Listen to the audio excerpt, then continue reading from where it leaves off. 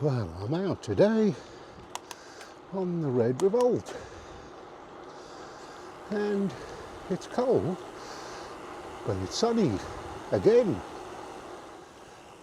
3 or 4 days in a row I've been out in the sunshine, and surely it can't last. I mean, we are in Wales after all. Still frost on the grass though. I'm hoping that it'll warm up though. Temperature is 0 at the moment, but it's forecast within an hour to be 6 degrees. So I'm hoping that I'll warm up as I go along. Well, today I'm going to have a rant. And I know most of you are going, "What's new there, Steve? You're always having a rant." And you'd be right. This channel isn't called Grumpy Old Man on a Bike for nothing, you know. But today, my rant is about something that I've been saying for a long time, but we've just got clear confirmation of. And that is that our government has no interest in reducing the volume of traffic on the road. All of their talk of cycling schemes and public transport are just lip service, as they've demonstrated quite clearly that firstly, they're in the pocket of the oil companies and the car industry, and also that they don't want to give up the tax revenue that they generate by taking money out the pocket of motorists, because the government have announced that they're raising the cost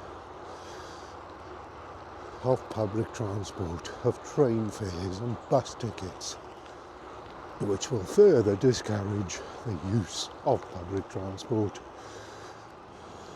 in their quest to keep public transport at a price more expensive than operating a car. Not by reducing the cost of operating a car, no, but by continually increasing the price of public transport. Oh, I'm riding through ice here. Temperature certainly hasn't come up over here.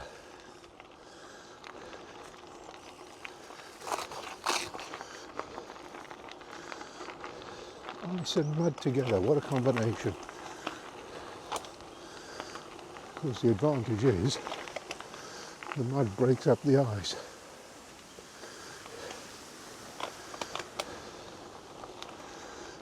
Anyway, back to the story. I catch the train to Swansea because I don't like driving. I don't like sitting in traffic, particularly when I've got to get there at a certain time. I find it all very stressful. So I'd rather sit on the train. Now, I know I'm not taking into account the cost of wear and tear and various other things. This is interesting. Ice road gravelling. And it costs me around about £4 in petrol, maybe £4.50 if I go by car. And I found a nice little place to park for about £4 a day. So let's call it £8.50.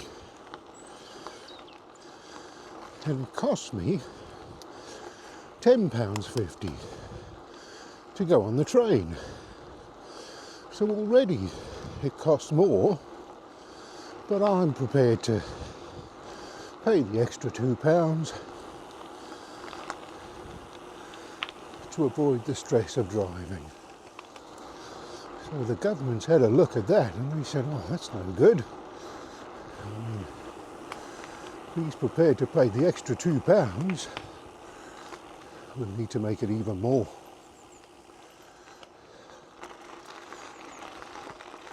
So that he'll definitely go by car. And we already have the most exorbitant train fares, and bus fares for that matter.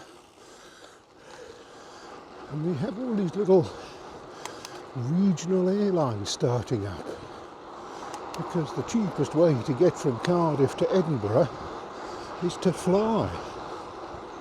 In fact, when I say the cheapest way, it's less than a quarter of the price of the train fare. I don't know how much it costs to fly to Cornwall, but I'm told that flying to Cornwall is significantly cheaper than going by train. And there was a report, I can't remember all the details, but so don't criticise me if I get the details wrong, but the basis of the story is the same. There's a couple who bought a car, I don't know, say they were in London, they bought a car in Manchester, and they were going to go up on the train to go and get it. And when they looked at the train fare, they couldn't believe it. So in the end, they flew to a European holiday destination, had a nice weekend away, 2 nights in a hotel, and then flew to Manchester, and it cost less than the train fare.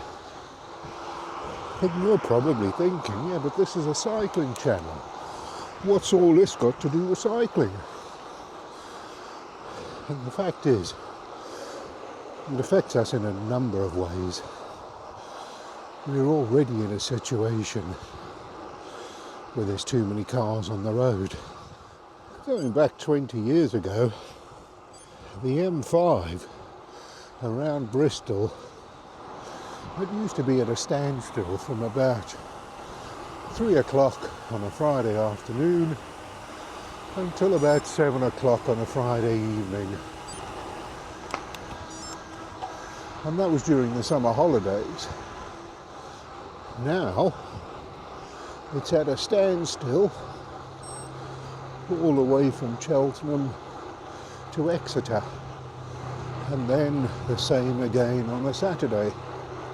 And we're not talking just a couple of hours, we're talking all day. And it's not just the summer holidays. It goes from the beginning of March to the end of September, sometimes even October. I was out yesterday doing some photographic work, which involved driving down several narrow country lanes. And my wife came with me, and it was amazing. We were both absolutely amazed. The number of cars on these little lanes continually pulling over to let people pass, and not just one, you know, there'd be 4 or 5 cars coming towards us every time, as people are trying to find alternatives to the congested main roads. And all that means is, with all of these cars on the road, it's less safe and less pleasant to go cycling. And on top of that, the more cars on the road means that the drivers get more frustrated and more aggressive. So that makes it even more dangerous for cyclists. And it also means And that as these cars divert off the main roads and down the lanes, there are less and less traffic-free routes for us to ride on. And that just discourages people from cycling in the first place.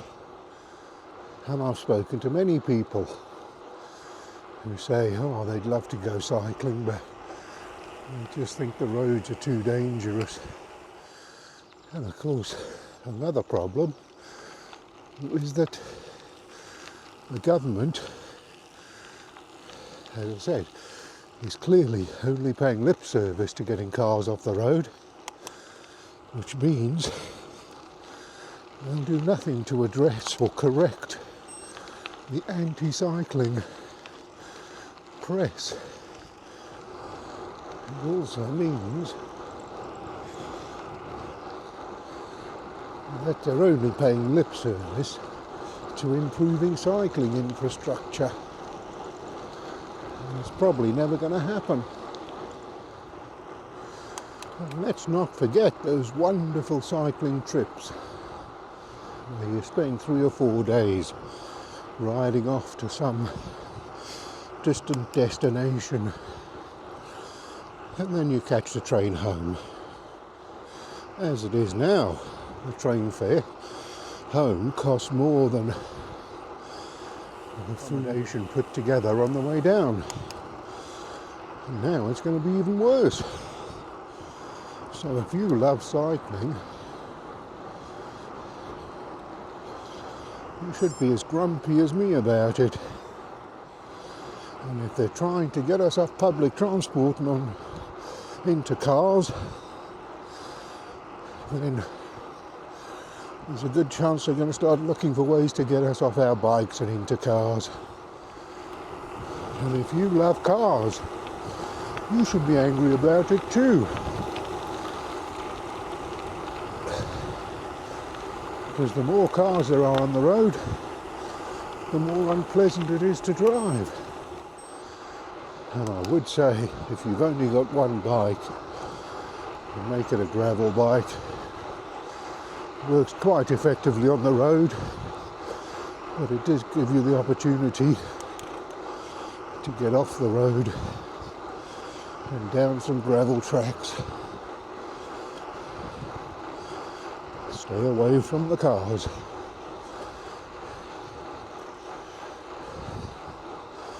If you found this video interesting, as usual, like and subscribe, and let me know what you think in the comments below.